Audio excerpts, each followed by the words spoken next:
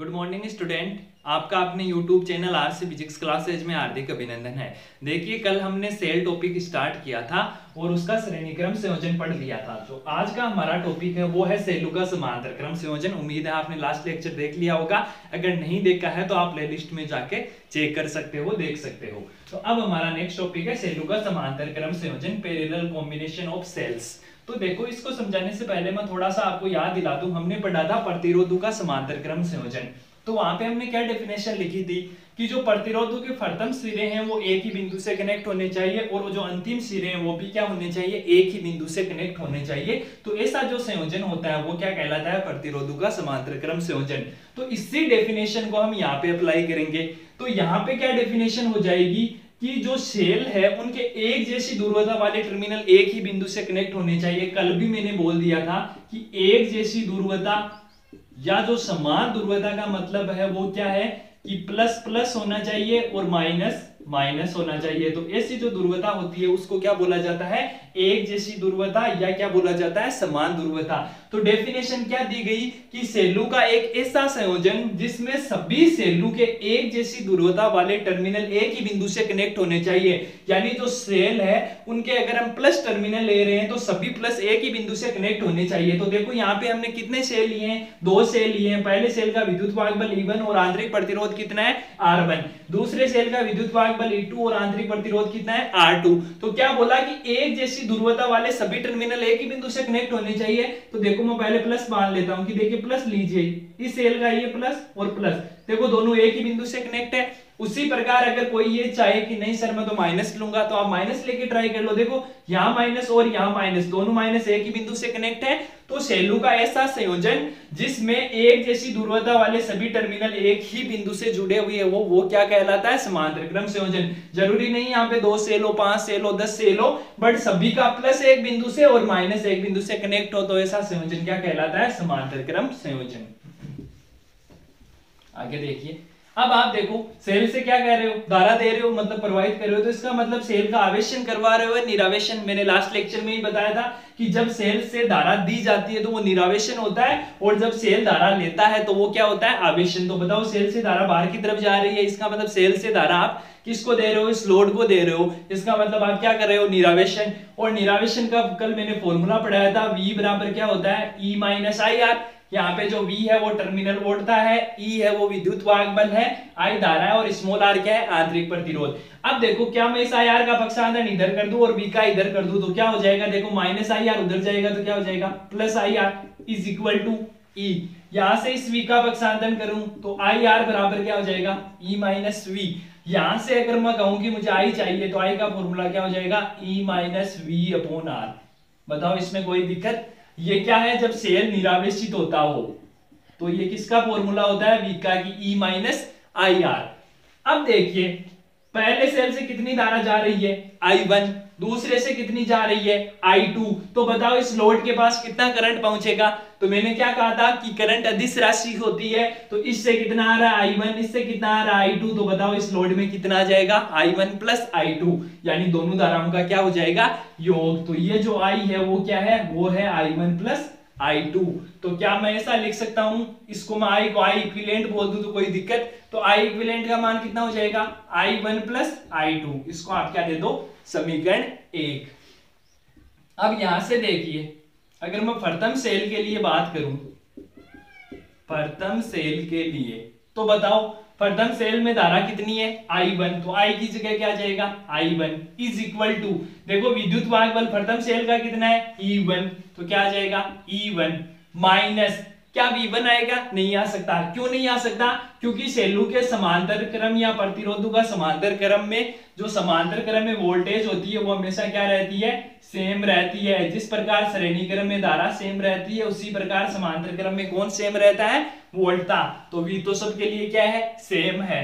Upon यहाँ क्या है, आंतरिक प्रतिरोध। तो बताइए, पहले सेल का आंतरिक प्रतिरोध कितना है, R1। तो क्या जाएगा, R1। इसको आप दे दो समीकरण 2। अब अगर मैं इसी प्रकार द्वितीय सेल के लिए बात करूं, द्वितीय सेल के लिए, तो देखो I की जगह दूसरे सेल से कितना करंट जा रहा है, I2। तो I2 इज इक्वल टू, यहां क्या हो जाएगा, सेल का विद्युत वाहकबल कितना है, E2 minus V upon R2। इसको आप दे दो समीकरण 3। अब देखो मैं 1 2 3 से I1 और I2 का मान यहां रख सकता हूं। तो देखिए मान रखा तो I1 की वैल्यू रख दो आप, क्या हो जाएगा E1 minus V upon R1 plus E2 minus V upon R2। अब इसको अगर मैं थोड़ा सा आगे सोल्व करूं तो देखो क्या इसको ऐसे लिखा जा सकता है I equivalent is equal to, इसका अलग अलग भाग दे दो, E1 upon R1 minus V upon R1 plus E2 upon R2 minus V upon क्या जाएगा R2। यहां से देखो मैं इन दोनों को साथ लिख रहा हूं तो E1 upon R1 plus E2 upon R2, यहां माइनस V कॉमन लूं तो देखो यहां तो कितना बचा 1 अपॉन R1 और माइनस माइनस क्या हो गया प्लस, तो यहां क्या आ गया 1 अपॉन R2। इसको आप आगे सोल्व करो तो क्या आ जाएगा, अगर मैं R1 R2 लघुत्तम लूं तो देखिए यहां क्या जाएगा E1 R2 plus E2 R1 minus V, यहां पे भी R1 R2 लघुत्तम तो क्या आ जाएगा R1 प्लस R2, क्या I इक्विवेलेंट का मान आ गया। आगे देखिए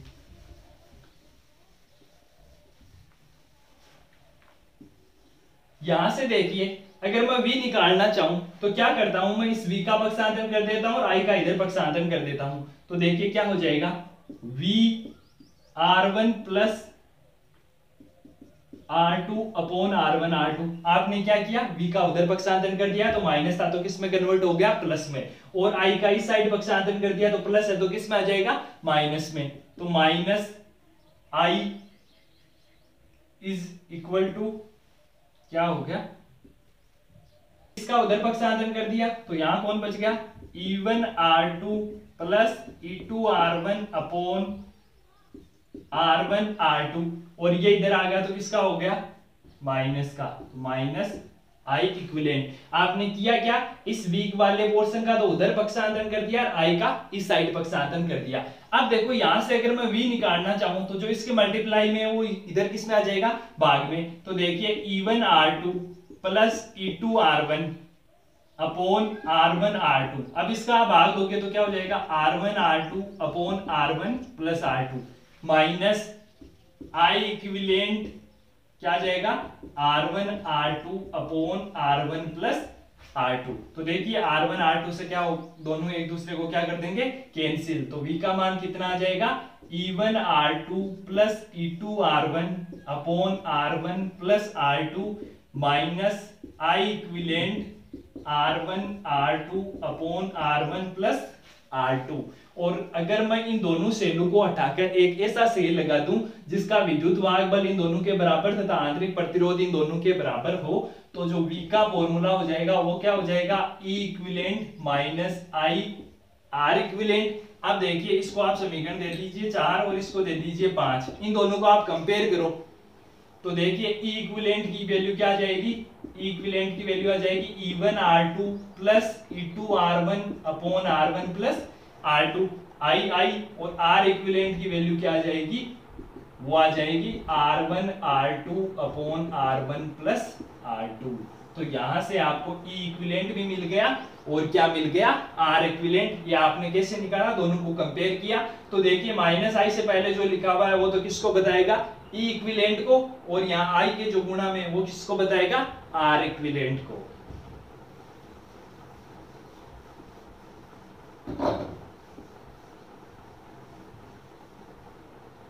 अब देखिए कल आपने करंट का भी फॉर्मूला पढ़ा था, क्या पढ़ा था E equivalent upon R plus R equivalent. अब मुझे बताइए अगर मेरे पास दो सेल हैं, कितने सेल हैं दो सेल, जिनका विद्युत वाहक बल E है और जिनका आंतरिक प्रतिरोध कितना है R, तो अगर कोई मुझसे पूछे कि बताइए E इक्विवेलेंट और R इक्विवेलेंट की वैल्यू क्या होगी, तो देखो E इक्विवेलेंट का फॉर्मूला क्या था E1 R2 plus E2 R1 upon R1 plus R2, और इसी प्रकार R इक्विवेलेंट का फॉर्मूला क्या आया था R1 R2 upon R1 plus R2, यही आया था। अब मुझे बताओ E1 का मान कितना दिया हुआ है E, R2 का मान कितना दिया हुआ है R, प्लस E2 का मान E, R1 का मान R अपॉन R1 का मान R प्लस R।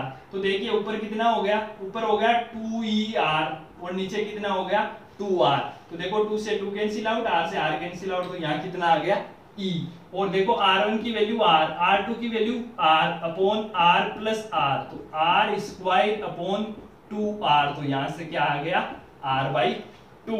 तो अगर दो सेल जिनके विद्युत वाहक बल समान हो तथा आंतरिक प्रतिरोध समान हो और उनको अगर आपने समांतर क्रम में ऐड किया है तो उनका तुल्य विद्युत वाहक बल कितना होता है E, और आंतरिक प्रतिरोध कितना होता है r/2। तो मुझे बताओ अगर मेरे पास n सेल होते और सबका विद्युत वाहक बल E होता तो बताओ तुल्य विद्युत वाहक बल कितना हो जाता E हो जाता। क्यों? क्योंकि 2 का ही E है तो 3 का भी कितना ही होगा E होगा। कैसे होगा कि यहाँ पर प्लस आप एक और यार करोगे तो तीनों क्या हो जाएंगे, कैंसिल आउट हो जाएंगे। तो अगर बहुत सारे सेल समांतर क्रम में जुड़े हुए हो और उनका सबका विद्युत वाहक बल E हो तो इनका जो तुल्य विद्युत वाहक बल होता है वो हमेशा किसके बराबर होता है, E के बराबर होता है। और अगर यही श्रेणी क्रम संयोजन होता तो इनका तुल्य विद्युत वाहक बल कितना होता, Ne होता। क्योंकि वहां पे क्या होता था, वहां पे जो तुल्य विद्युत वाहक बल का फॉर्मूला था वो क्या था, E1 + E2 + E3। तो सबका मान E हो और अगर n सेल हो तो वहां पे तो मान कितना आया था, वहां पे तो मान आया था Ne, और यहाँ पे मान कितना आया E। तो अगर मैं बहुत सारे सेल आपको समांतर क्रम में दे दूं और उनका वोल्टेज सेम दे दूं, जैसे 5 वोल्ट 5 वोल्ट, और यहाँ पर मैं एक सेल और कनेक्ट कर दूं और उसकी भी वैल्यू 5 वोल्ट है, और मैं पूछूं कि बताइए इनका तुल्य विद्युत वाहक बल कितना होगा, तो बताइए इनका तुल्य विद्युत वाहक बल कितना होगा। अगर इनका आंतरिक प्रतिरोध भी सेम है तो इनका तुल्य विद्युत वाहक बल कितना हो जाएगा, 5 वोल्ट ही हो जाएगा। तो यह था सेलों का समांतर क्रम संयोजन। तो उसी फॉर्मूले को अगर धारा के रूप में लिखना चाहिए तो I बराबर क्या था, E equivalent upon R + R equivalent. तो बताइए अगर n सेल जिनके विद्युत वाहक बल समान हो उनके लिए E इक्विवेलेंट का मान तो कितना हो जाएगा E। मैंने क्या कहा था कि अगर विद्युत वाहक बल और आंतरिक प्रतिरोध समान है तो कितने ही सेलों को आप समांतर क्रम में जोड़ दो, उनका तुल्य विद्युत वाहक बल एक सेल के विद्युत वाहक बल के बराबर होता है। जैसे एक सेल का E, दूसरे का भी E, तीसरे का भी E, अगर इन तीनों का विद्युत वाहक बल तो सेम है ही है और अगर इनका आंतरिक प्रतिरोध भी सेम हो तो इनका तुल्य विद्युत वाहक बल एक सेल के विद्युत वाहक बल के क्या होता है, बराबर होता है। तो यहाँ E और लोड का कितना हो गया R, और R इक्विवेलेंट की वैल्यू क्या हो जाएगी R/n। तो ये किसका मान आ जाएगा, ये मान आ जाएगा करंट का। देखिए जो आपका नेक्स्ट टॉपिक है वो है इलेक्ट्रिक एनर्जी, जिसको बोला जाता है हिंदी में विद्युत ऊर्जा। की विद्युत ऊर्जा क्या होती है, तो विद्युत ऊर्जा को पढ़ने से पहले मैं थोड़ा सा सेल को फिर रिपीट कर देता हूँ कि सेल में 2 इलेक्ट्रोड होते हैं, एक एनोड होता है और एक क्या होता है कैथोड। एक पे प्लस होता है, एक पे क्या होता है माइनस होता है। तो आपको पता है जो करंट की डायरेक्शन होती है वो किधर होती है, वो हमेशा होती है +2-। तो देखो करंट किस डायरेक्शन में जाएगा, इस डायरेक्शन में। और आपको पता है कि करंट का फ्लो होने के लिए आपको क्या चाहिए, एक क्लोज्ड लूप चाहिए। क्योंकि अगर ये ओपन सर्किट होगा तो जैसे मैं यहाँ से ओपन कर देता हूँ तो बताओ करंट का फ्लो हो पाएगा, नहीं। करंट कभी भी ओपन सर्किट में नहीं बहता है, करंट हमेशा किस में बहेगा, क्लोज्ड सर्किट में। तो देखो यहाँ से यहाँ तक मान लो इलेक्ट्रॉन तो किस डायरेक्शन में मूव करेंगे, इलेक्ट्रॉन हमेशा क्या जाते हैं, धारा के अपोजिट जाते हैं। तो इलेक्ट्रॉन इस डायरेक्शन में मूव कर रहे हैं। तो उसी टाइम क्या होगा कि यहाँ से जो आयन है बहुत सारे, क्योंकि यहाँ पे एक इलेक्ट्रोलाइट केमिकल भरा होता है, सॉल्यूशन भरा होता है, जो क्या करता है करंट को अपने में से कंडक्ट करवाता है यानी जाने देता है। तो उसी टाइम कोई आयन मान लो यहाँ से यहाँ पहुंच रहा होगा कि जब इलेक्ट्रॉन यहाँ से यहाँ जाता है तो उसी टाइम कोई आयन कहाँ से कहाँ पहुंच रहा है, एक इलेक्ट्रोड से दूसरे इलेक्ट्रोड की तरफ। और मैंने क्या कहा था कि इन आयनों को, मतलब ये बहुत सारे आयन है तो ये आपस में टक्कर करते हुए मूव करेंगे। तो बताओ इनके मार्ग में अवरोध उत्पन्न नहीं होगा, फिर भी आपको तो करंट बनाना है। तो करंट बनाने के लिए सर्किट को क्या करना पड़ेगा, कंप्लीट करना पड़ेगा। इसका मतलब इन आयनों को उस प्रतिरोध के विरुद्ध भी काम करना पड़ेगा और वही काम क्या कहलाएगा, विद्युत ऊर्जा। तो विद्युत ऊर्जा की डेफिनेशन क्या हो गई कि जब आप किसी सेल से धारा लेते हो तो उस टाइम उसके मार्ग में जो उत्पन्न अवरोध है उसको दूर करने के लिए जो आप काम करोगे वो किसके बराबर होगा, वो बराबर होगा विद्युत ऊर्जा के। क्योंकि आपने छोटी क्लास में पढ़ा होगा कि किया गया कार्य ही क्या कहलाता है, ऊर्जा। किया गया कार्य क्या है, ऊर्जा है। तो जब ये इलेक्ट्रॉन यहां से यहां पहुंचेंगे उसी टाइम कोई आयन यहां से यहां पहुंचेगा तो ये आयन टक्कर करता हुआ आगे बढ़ेगा। तो इसको कुछ ना कुछ क्या करना पड़ेगा, काम करना पड़ेगा। वही काम किसके बराबर होता है, विद्युत ऊर्जा के, या वही काम क्या कहलाता है, विद्युत ऊर्जा। अब सपोज दैट मेरे पास एक वायर है जिसका रेजिस्टेंस कितना है, कैपिटल R, जिसमें I धारा प्रवाहित हो रही है। कितने समय के लिए प्रवाहित हो रही है, T सिरे के लिए, सॉरी टी टाइम के लिए। अगर इसके दो सिरे A और B तो इनके मध्य अगर मैं विभवांतर मान लूं कि V है तो मुझे क्या आप कार्य बता सकते हो? तो देखो मैं विभवांतर की परिभाषा आपको रिपीट करवाता हूं कि क्या होता है विभवांतर। तो विभवांतर की डेफिनेशन कुछ इस प्रकार दी जाती है कि चार्ज को किसी फील्ड में एक बिंदु से दूसरे बिंदु तक ले जाने में किया गया कार्य तथा उस आवेश का अनुपात क्या कहलाता है? विभवांतर। अब आप कहोगे कि सर कल तो आपने आवेश का नाम नहीं लिया। वो इसलिए नहीं लिया कि Q का मान अगर आप 1 ले लो तो क्या मैं ऐसे नहीं बोल सकता कि एकांक आवेश को एक बिंदु से दूसरे बिंदु तक ले जाने में किया गया कार्य किसके बराबर होता है? विभवांतर के। तो एक्चुअल फॉर्मूला तो यही होता है V बराबर W/Q। W क्या है कि चार्ज को किसी भी क्षेत्र में एक बिंदु से दूसरे बिंदु तक ले जाओगे तो आपको कुछ ना कुछ काम करना पड़ेगा। तो ये तो वो किया गया काम है और आप किस चार्ज को लेकर आ रहे हो उसका मान क्या है? Q। तो विभवांतर का फॉर्मूला क्या होता है? W/Q होता है। यहाँ पे आप क्या कर रहे हो? चार्ज को ही तो मूव करवा रहे हो। चार्ज एक बिंदु से कहां जा रहा है? दूसरे बिंदु तक। और किसी चीज कोई क्षेत्र ही तो है, तो क्षेत्र में एक बिंदु से दूसरे बिंदु तक चार्ज को ले जाने में किया गया कार्य तथा उस आवेश का अनुपात क्या कहलाता है? विभवांतर। तो मुझे बताओ अगर मैं यहाँ V निकालना चाहूं तो क्या आ जाएगा? W/Q नहीं आ जाएगा। यहां से अगर मैं कहूं कि मुझे बताइए W का मान क्या होगा, तो बताओ V/Q नहीं हो जाएगा? Q का आपने क्या कर दिया? ट्रांसफर। अब आप धारा की परिभाषा से जानते हो I क्या होता है? Q/T। देखो ये करंट कितने टाइम तक बह रहा है? T टाइम तक। तो क्या हो गया? Q/T। यहां से अगर मैं Q निकालना चाहूं तो बताओ I/T नहीं हो जाएगा? अब इसको समीकरण 1 दे दो, इसको समीकरण 2 दे दो। क्या Q का मान मैं IT लिख सकता हूं? तो W का मान क्या हो जाएगा? VIT। तो जो विद्युत ऊर्जा का जो पहला फॉर्मूला होता है वो होता है V/I/T। V यहाँ पे विभवांतर है, I यहाँ पे धारा है और T यहाँ पे क्या है? समय है। अब देखो आप जानते हो V बराबर क्या होता है? IR। तो अगर मैं इस V की जगह IR रखूंगा तो बताओ क्या आएगा? IR/I/T। तो बताओ ये I²RT नहीं बन गया? तो ये होता है W का दूसरा फॉर्मूला। W यहाँ पे है क्या? विद्युत ऊर्जा। एक फॉर्मूला और आप बना सकते हो। देखो यहाँ पे V बराबर IR रखा है, तो देखो यहां देख लो I बराबर आप क्या लिख सकते हो? V/R भी तो लिख सकते हो। तो यहां अगर मैं V/R रखूंगा तो W का फॉर्मूला क्या हो जाएगा? V²/R² into RT। R से R क्या हो गया? Cancel out. तो V²/R इंटू T। तो देखिए आपके सामने विद्युत ऊर्जा के 3 फॉर्मूले हैं। किसी भी फॉर्मूले से आपको न्यूमेरिकल पूछा जा सकता है तो आप कोई सा भी फॉर्मूला अप्लाई कर सकते हो। पहला फॉर्मूला है VIT, दूसरा फॉर्मूला है I²RT और जो तीसरा फॉर्मूला है वो है V²/R इंटू T। ये है इसके फॉर्मूले। अब बात कर लेते हैं इसकी यूनिट की। इसका मात्रक क्या होता है? तो बताओ ऊर्जा का मात्रक होता क्या है? आप जानते हो ऊर्जा का मात्रक? या ऊर्जा है क्या? कार्य ही तो है। तो कार्य का मात्रक क्या होता है? जूल। अब इसको दूसरा नाम भी या इसका दूसरा मात्रक भी है। देखो अभी अभी आपने एक फॉर्मूला पढ़ा है, W बराबर क्या होता है? VIT। तो जो ये VI होता है ना वो बताता है शक्ति को। अभी मैं थोड़ी देर में बताऊंगा कि ये शक्ति को क्यों बताता है। तो VI क्या होती है? शक्ति इनटू समय। बताओ शक्ति का मात्रक क्या होता है? वाट। और समय का मात्रक क्या होता है? सेकंड। तो इसका जो दूसरा मात्रक होता है वो होता है वाट इंटू सेकंड। तो विद्युत ऊर्जा का पहला मात्रक क्या होता है? जूल। और दूसरा मात्रक जूल को आप वाट इंटू सेकंड भी बोल सकते हो। तो चाहे तो वाट इंटू सेकंड लिखा हुआ हो या चाहे क्या लिखा हुआ हो, जूल। आप क्या समझोगे? क्या दिया हुआ है? विद्युत ऊर्जा। अब इसके देखो कुछ व्यापारिक मात्रक होते हैं। विद्युत ऊर्जा के व्यापारिक मात्रक कभी कभार पूछा जा सकता है। तो विद्युत ऊर्जा के व्यापारिक या इसको व्यावसायिक मात्रक भी बोला जाता है। तो वो क्या होता है? वो होता है kWh। kWh का मतलब होता है किलोवाट आवर। हिंदी में बोला जाता है किलोवाट घंटा। ये क्या है? इसका व्यापारिक मात्रक। और उसी को बोला जाता है एक यूनिट, या इसको बोला जाता है बोर्ड ऑफ ट्रेड यूनिट। तो ऐसे भी क्वेश्चन पूछा जा सकता है कि बताइए बोर्ड ऑफ ट्रेड यूनिट क्या है? तो बोर्ड ऑफ ट्रेड यूनिट क्या है? kWh, किलोवाट घंटा। यानी विद्युत ऊर्जा का क्या है? व्यापारिक मात्रक है। और जो एक विद्युत यूनिट होती है वो किसके बराबर होती है? वो होती है 1 किलोवाट घंटे के बराबर। तो देखिए 1 किलो को अगर मैं वाट में बदलना चाहूं तो 1 किलो है तो किलो की जगह क्या आ जाएगा? 10 की पावर 3। तो 10 की पावर 3 वाट इनटू अगर मैं हावर को सेकंड में कन्वर्ट करना चाहूं तो 1 हावर में कितने सेकंड होते हैं? 3600 सेकंड यानी 3600 सेकंड होते हैं। तो इसको सोल्व करोगे तो आएगा 3.6 इंटू 10 की पावर 6 वाट इंटू सेकंड। और अभी अभी मैंने बताया वाट इंटू सेकंड किसको बताता है, जूल को।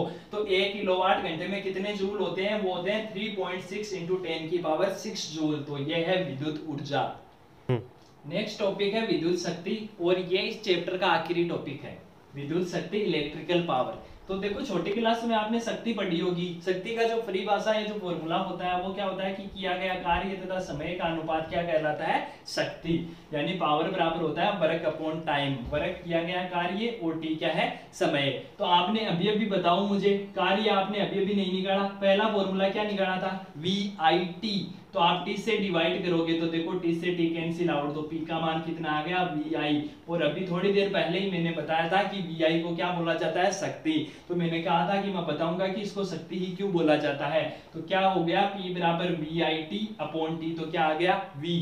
क्या आप V की जगह आप IR रख सकते हो, यस और नो। तो यहाँ अगर मैं IR वैल्यू पुट करूंगा तो P का मान कितना आ जाएगा, IR इंटू I। तो P का फॉर्मूला क्या हो जाएगा, I स्क्वायर R।